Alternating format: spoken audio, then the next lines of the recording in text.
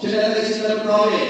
আমরা একটা কথা বলেছি, ইসলাম ধর্মের আলোকে যাকে আমি মতবাদের নেতৃত্ব বাছাই করব, সে যদি দুর্নীতিবাজ হয়, সে যদি অর্থ চুরি করে, রাষ্ট্রের ক্ষতি করে, তাহলে যে ব্যক্তি মতামত দিয়েছে, ভোট দিয়েছে, দায়ভার তার উপর পড়বে কিনা? আপনাদের তাকে জবাব করতে হবে।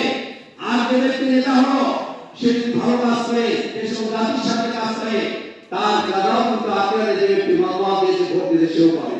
কোরআনে একটা আয়াত আছে,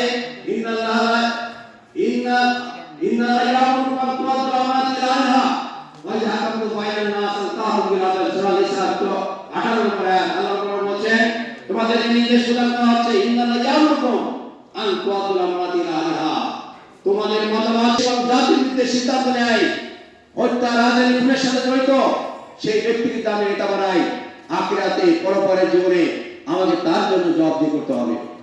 সম্মানিত ভাইরা, আল্লাহ রাব্বুল আলামিন একটি কথা বলেছেন, ইন্না লা ইগাইরু মা বিকওমিন হাত্তা ইগাইরু মা বিআনফুসিহিম, যে আল্লাহ রাব্বুল আলামিন কোন জাতির পরিবর্তন করেন না যত সম্ভব সেই জাতি তার নিজের পরিবর্তন না করে।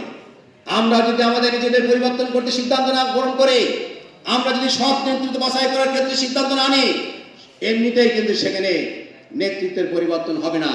আল্লাহ রাব্বুল আলামিন কোরআনে বলেছেন, ওয়ালা আনহারুল কুরআনু আত্তাকাল্লাহ ফাতানা আলাইহিম বারাকাতুম মিনাস সামাই ওয়াল আরদ, কোন জনপদের মানুষ যদি তাকওয়াবান হয়, খোদাভীতিও থাকে, তাহলে সেখানে আল্লাহর রহমত এবং বরকত বর্ষিত হতে থাকে।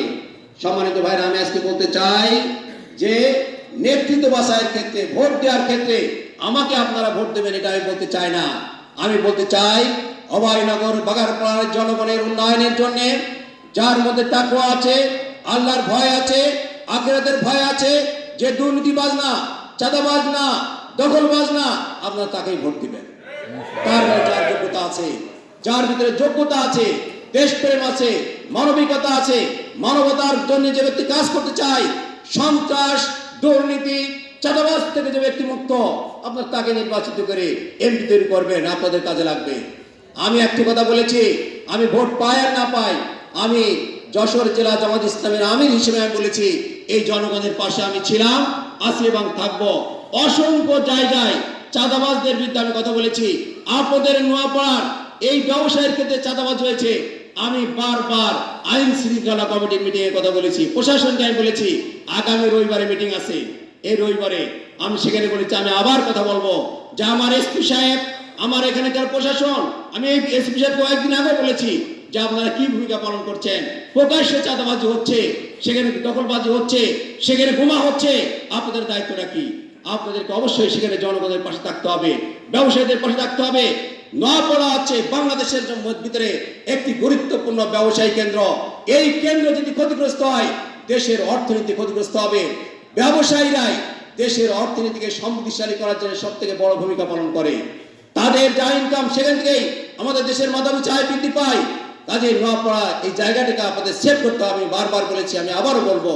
আমি একটি কথা বলতে চাই, বাংলাদেশের এই অভয়নগর যেমন স্বাস্থ্য খাত অত্যন্ত অবহেলিত, একটি হাসপাতাল আছে জরাজীর্ণ হাসপাতাল, এখানকার অবহেলিত মানুষগুলো, আর্থিক অসচ্ছল মানুষগুলো ভালো চিকিৎসা পায় না। আমি বলেছি আমরা যদি আসি, এই হাসপাতালকে 100 সোজায় উন্নত করবো, উন্নত মানের হাসপাতাল আমরা তৈরি করার জন্য চেষ্টা করবো।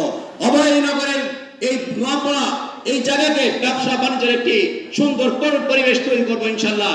কোন চাঁদাবাজ, দখলবাজ যাতে এখানে কোনো স্থান না পায়। কারণ আমি আপনাদেরকে বলেছি, চাঁদাবাজদের গডফাদার আছে তারা, যারা রাজনীতি করে, তারা যদি কোনো শেল্টার না দেয়, চাঁদাবাজরা কোনো শেল্টার পাবে না।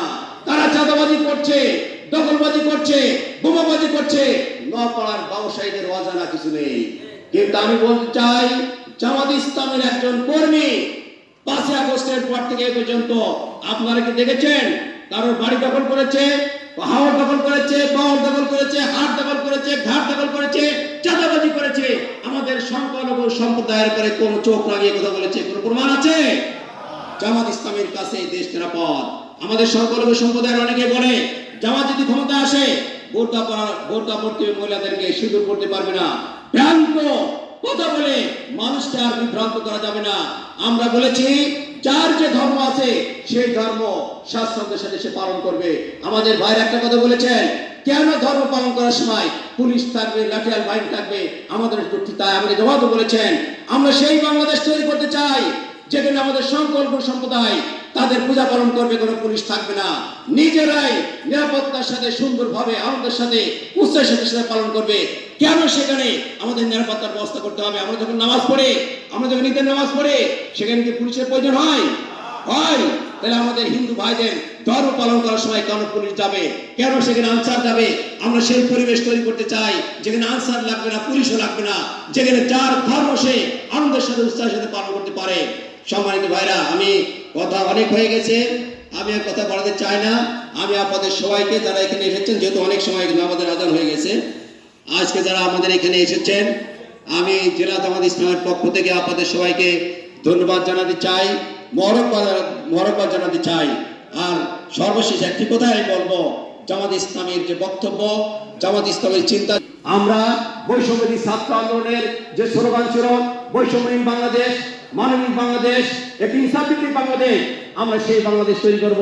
1971 সালের স্বাধীনতা যুদ্ধে যে স্লোগান ছিল সাম্য, মানবিক মর্যাদা, ন্যায় বিচার এবং গণতন্ত্র, আমরা সেই সাম্য, মানবিক মর্যাদা, ন্যায় বিচার এখনো পৃথিবীতে বাংলাদেশে প্রতিষ্ঠিত হয়নি।